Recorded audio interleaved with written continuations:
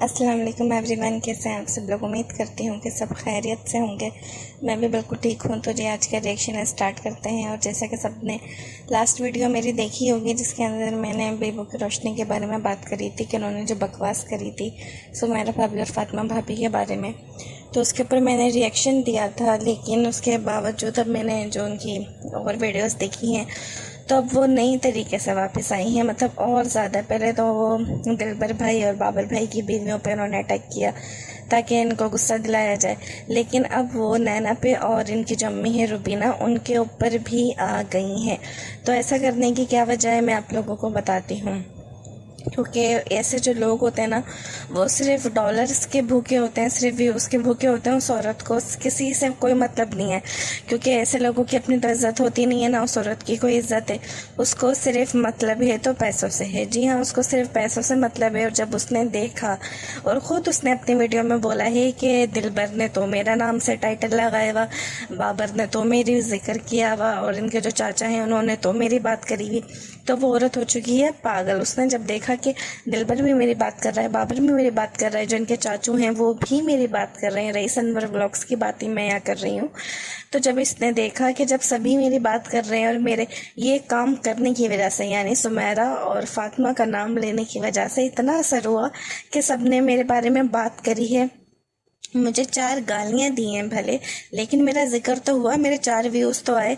तो इसलिए अब उन्होंने उस औरत ने सोचा कि चलो अब मैं नैना का भी जिक्र करती हूँ। अब उसने नैना के बारे में भी बहुत बकवास करी है और इनकी अम्मी के बारे में भी बहुत बकवास करी है, जो कि बेचारी किसी लेने देने में नहीं है। वो तो इनकी वीडियोज़ में भी बहुत कम नज़र आती हैं, सिर्फ जब नज़र आती हैं जब ये लोग उनसे मिलने जाते हैं या कोई फंक्शन या तकरीब वगैरह होता है तो ये लोग उन्हें बुलाते हैं और वो आती हैं तब। तो बहुत ही अफसोस की बात है कि लोग इतना ज़्यादा गिर जाते हैं सिर्फ चंद व्यूज़ के लिए। और यहाँ भी एक और नया ये तरीका है कि पहले तो ये सलमा की सपोर्टर बनी हुई थी, सितारा के अगेंस्ट जाके इसने बात शुरू करी थी, लेकिन भाई अब ये सलमा को भी सपोर्ट नहीं कर रही। ये अपनी वीडियो में साफ कह रही है कौन सलमा क्या सलमा, मैं किसी सलमा को नहीं जानती, सलमा भी इन्हीं के ख़ानदान की है। तो भाई जब तुम ना सलमा को सपोर्ट कर रही ना तुम सितारा को सपोर्ट कर रही, तो तुम कर क्या रही हो। तो जब इनका ख़ानदान इतना बुरा है, इनके खानदान में हर बुराई है, तो तुम क्यों घुस रही हो इनके खानदान में, तुम क्यों रिएक्शन दे रही हो। उनका खानदान है वो जाने, उनका गंदे वो खुद समेटेंगे। तुम कौन होती हो उनको बताने वाली, है तुम कौन होती हो दुनिया को उनकी बातें बताने वाली। और एक तो ये इतनी पागल औरत है, इतनी ज्यादा, ये इसका हर दूसरा तीसरा जुमला क्या होता है, गाली दे के बात नहीं करनी, मैं सबको समझाती हूँ गाली दे के बात नहीं करनी, मैं उसको बोलती हूँ गाली दे के बात नहीं करनी, मैंने इसको समझाया उसको समझाया, लेकिन सबसे गंदी गालियाँ ये खुद औरत देती है। तो भाई तुम पहले अपनी जबान को तो कंट्रोल करो। वो आदमी हो कि तुम्हें इतनी गंदी गालियाँ नहीं दे रहे जितनी गंदी गालियाँ तुम औरत हो के दे रही हो।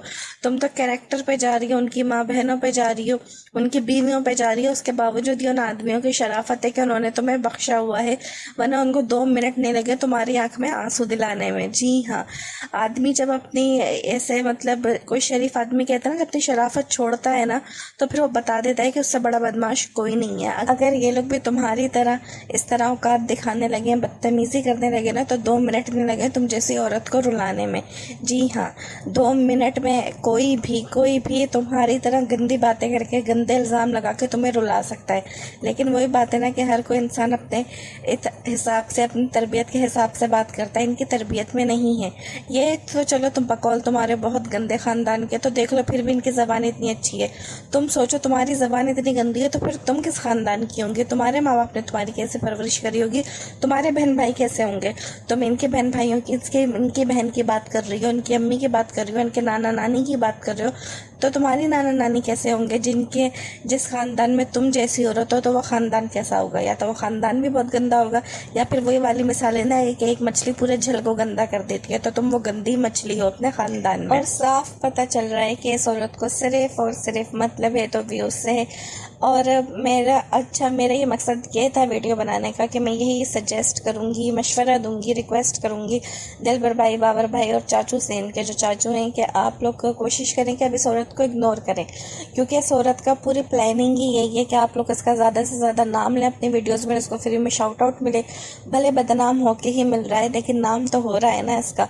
तो इसको 4 व्यूज़ आ रहे हैं आप लोगों के नाम लेने से, तो आप लोग कोशिश करेंगे जो बकवास कर रही है इसको करने दो और आप लोग इग्नोर करें।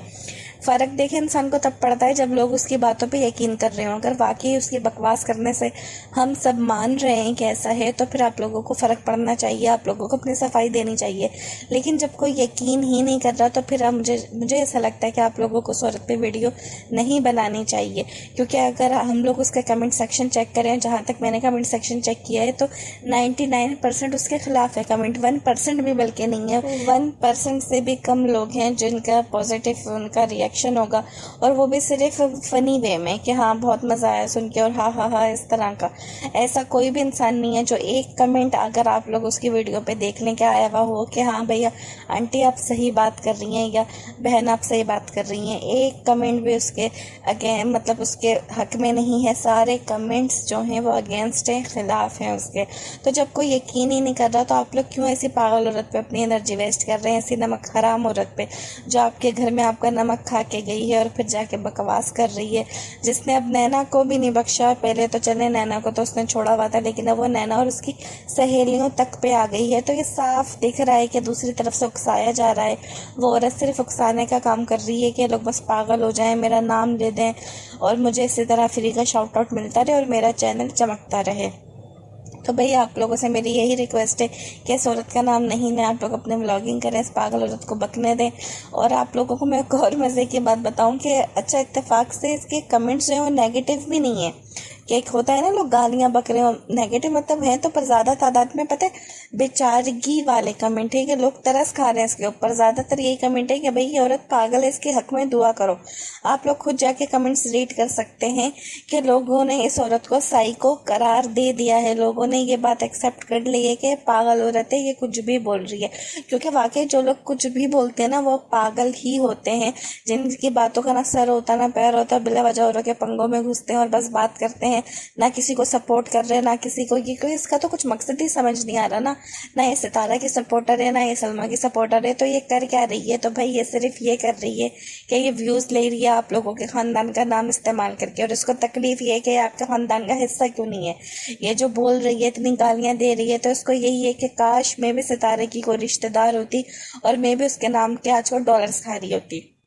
इसने पहले सबसे सब्सक्राइबर बन के सितारा की चमचागिरी करी और चमचागिरी कर करके इस मकाम पे पहुंच गई कि 4 लोग इसको जानने लगे, वरना इसको जानता कौन था। तो बस सारी तकलीफ यही है इसको कि काश मैं भी इनके खानदान का हिस्सा होती और मुझे भी व्यूज आ रहे होते ज़्यादा से ज़्यादा, मैं भी सितारा के घर जाके वीडियोस बनाती, या मेरी भी सलमा से कोई कांटेक्ट होता और मैं इन लोगों के बहाने खा रही होती बैठ के। उसने कहा ये से नहीं तो फिर हेटर बन के ही खा लो, फजूल और बेबुनियाद अफवाहें फैला कर ही खा लो, बस खाने से मतलब है ना। और खा खा के हाल क्या हो चुका है वो तो हम सबको दिख ही रहा है। बस किसी दिन धमाके का वेट आप लोग भी करें, मैं भी, और इसके फटने का इंतज़ार करेंगे। तो भाई ये था मेरा आज का रिएक्शन, और बस इस वीडियो के ज़रिए मैं लोगों को पैगाम भी देना चाहती हूँ कि आप लोग मोहतात रहा करें ऐसे लोगों से, और ऐसे सब्सक्राइबर से ऐसे लोगों को घर में ना घुसाया करें। और इनकी वजह से कुछ अच्छे सब्सक्राइबर्स भी रह जाते हैं जो बाकी जेन्युइन होते हैं, जिनको हमसे मोहब्बत होती है और वो हमसे मिलना चाहते हैं। लेकिन ऐसे बेगैरत और नमक हराम लोगों की वजह से जब हमारा ट्रस्ट एक बार उठ जाता है तो हम फिर किसी पे ट्रस्ट नहीं कर पाते। तो जी बस ये था मेरा आज का रिएक्शन। उम्मीद करती हूँ आपको पसंद आएगा। पसंद आए तो मेरी वीडियो को लाइक करें, चैनल को सब्सक्राइब करें। मिलूंगी नेक्स्ट रिएक्शन में, तब तक के लिए मुझे इजाज़त दीजिए। अल्लाह हाफिज़।